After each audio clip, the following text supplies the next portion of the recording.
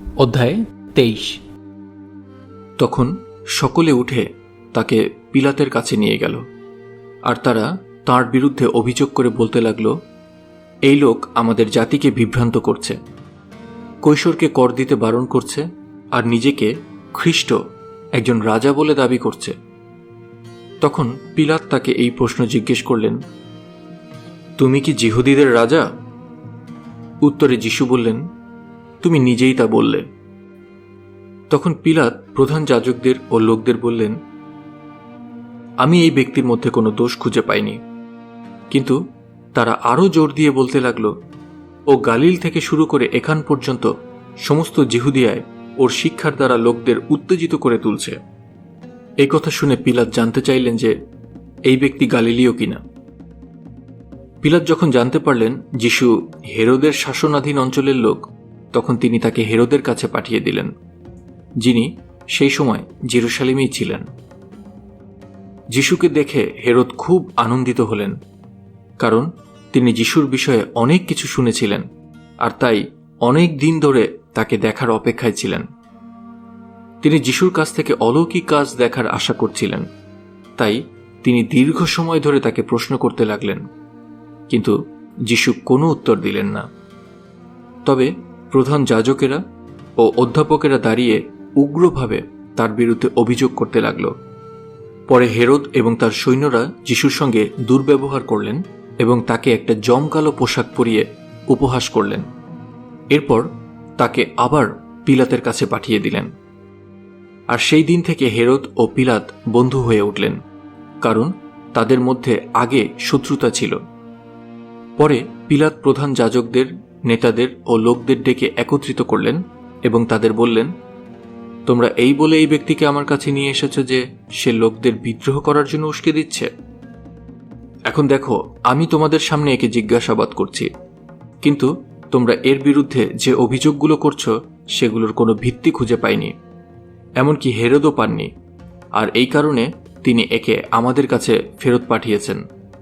আর দেখো, এই ব্যক্তি মৃত্যুর যোগ্য কিছুই করেনি, তাই আমি একে শুধু শাস্তি দিয়েই মুক্ত করে দেব। কিন্তু সমস্ত লোক চিৎকার করে বলতে লাগল, ওকে হত্যা করো আর বারব্বাকে মুক্ত করো। এই ব্যক্তিকে নগরে রাজদ্রোহ করার এবং হত্যা করার অপরাধে কারাগারে আটকে রাখা হয়েছিল। পিলাত আবারও লোকদের সঙ্গে কথা বললেন, কারণ তিনি যিশুকে মুক্ত করে দিতে চেয়েছিলেন। কিন্তু লোকেরা আরও চিৎকার করে বলতে লাগল, ওকে দণ্ডে ঝুলিয়ে দাও, ওকে দণ্ডে ঝুলিয়ে দাও। পিলাত তৃতীয়বারের মতো লোকদের বললেন, কেন? সে কি অপরাধ করেছে? আমি এর মধ্যে মৃত্যুদণ্ড দেওয়ার মতো কোনো অপরাধ খুঁজে পাইনি, তাই আমি একে শুধু শাস্তি দিয়েই মুক্ত করে দেব।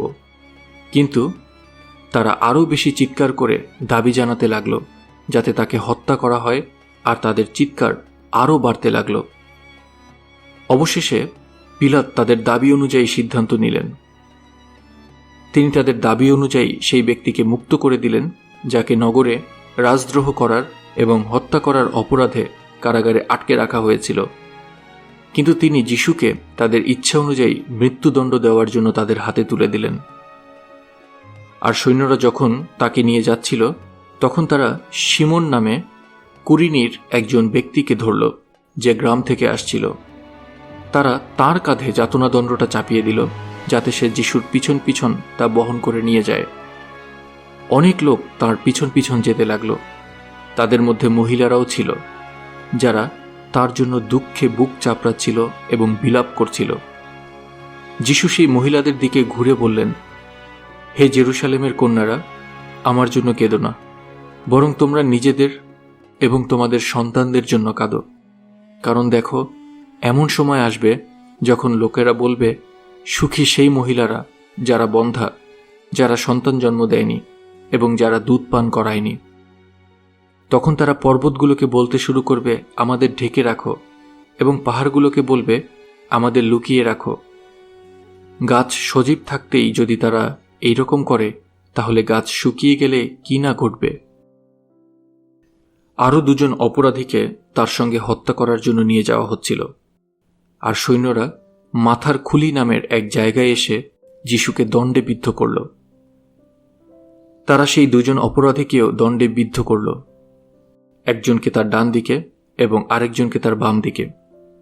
কিন্তু যিশু বললেন, পিতা, এদের ক্ষমা করো, কারণ এরা কি করছে তা জানে না। আর তারা ঘুঁটি চেলে তার কাপড়গুলো ভাগ করে নিল।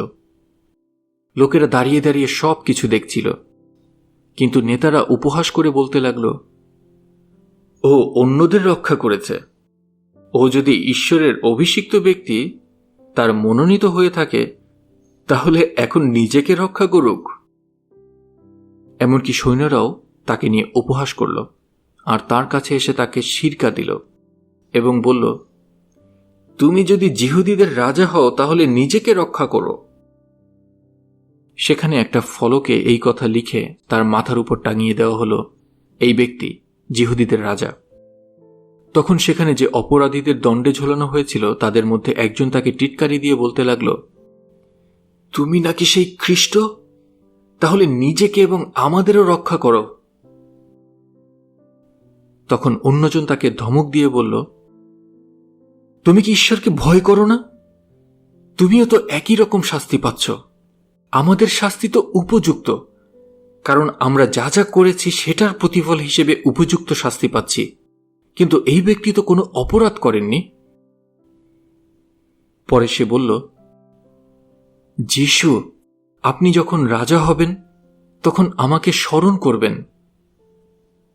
আর যিশু তাকে বললেন, আমি আজ তোমার কাছে প্রতিজ্ঞা করছি, তুমি আমার সঙ্গে পরম দেশে থাকবে।